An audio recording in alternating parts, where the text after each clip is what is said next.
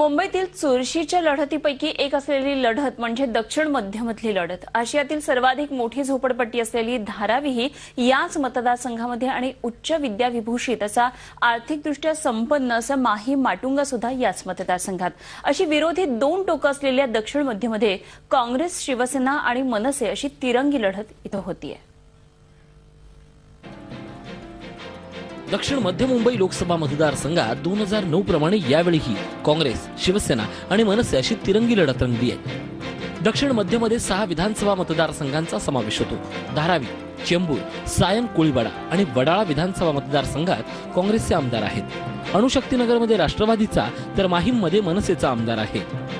विधानसभा निवडणुकीत शिवसेना भाजपचा इथून एकही आमदार निवडून आला नसला तरी महापालिका निवडणुकीत मात्र शिवसेना भाजपनं आपली पकड मजबूत करत अधिक चांगली कामगिरी केली आहे। काँग्रेसचे एकनाथ गायकवाड इथून विजयाची हॅट्रिक करण्यासाठी उत्सुक आहेत, परंतु यावेळी त्यांच्या कामावर लोक नाराज असल्याचं दिसून येत आहे। तसंच काँग्रेस विरोधी लाटेचा फटकाही त्यांना बसू शकतो।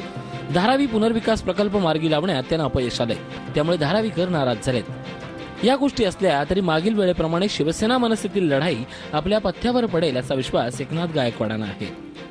जे शिवसेनेचे कॅन्डिडेट आहेत किंवा जे मनसेचे कॅन्डिडेट ते नौके आहेत, त्यांना अनुभव नाही आणि त्या दृष्टीने तसं काय लढत होईल फार मोठी अटीचं मला वाटत नाही। तिचा प्रतिसाद अत्यंत उत्तम आहे आणि मला खात्री आहे की या प्रतिसादामुळे निवडून येऊ शकतो। शिवसेनेचे तरुण आणि सुशिक्षित उमेदवार राहुल शेवाळे एकनाथ गायकवाडांना टक्कर देण्यासाठी रिंगणात उतरले। मुंबई महापालिकेच्या स्थायी समिती अध्यक्षपद कार्यकाळात केलेली कामं ही जमेची बाजू त्यांच्याकडे आहे। काँग्रेसचा बालेकिल्ला असलेल्या धारावीवर सर्वाधिक लक्ष शेवाळेंचं असून सर्व आयुध वापरून मतं खेचण्याचा अनुभव त्यांच्या पाठीशी आहे। तसंच शिवसेनेची संघटनात्मक ताकद आणि मोदी फॅक्टरचा प्रभाव आपल्या विजयाला हातभार लावेल असा विश्वास त्यांना आहे। संपूर्ण देशभरात जशी काँग्रेसच्या विरोधात लाट आहे तशी या मतदारसंघात आहे आणि विद्यमान खासदार यांच्याबद्दल पण नाराजगी आहे। त्यामुळे लोकांना एक महायुतीच्या माध्यमातून एक विश्वास निर्माण झालेला आहे। शिवसेना प्रमुखांचा विचारांवर प्रेम करणारे आणि त्यांचा सन्मान करणारे सगळे नागरिक आहे आणि तेच शक्तिस्थान आहे आणि त्या शक्तिस्थानाच्या आशीर्वादानेच मला निश्चित विजय मिळेल। मनसेचे आदित्य शिरोडकर यांनीही प्रचारात आघाडी घेतली असून गल्लीबोळात जाऊन मतदारांशी संपर्क साधण्यावर त्यांचा भर आहे। मनसे विद्यार्थी संघटनेचे अध्यक्ष असलेले आदित्य शिरोडकरांची सारी भिस्त राज ठाकरेंच्या करिश्म्यावर अवलंबून आहे।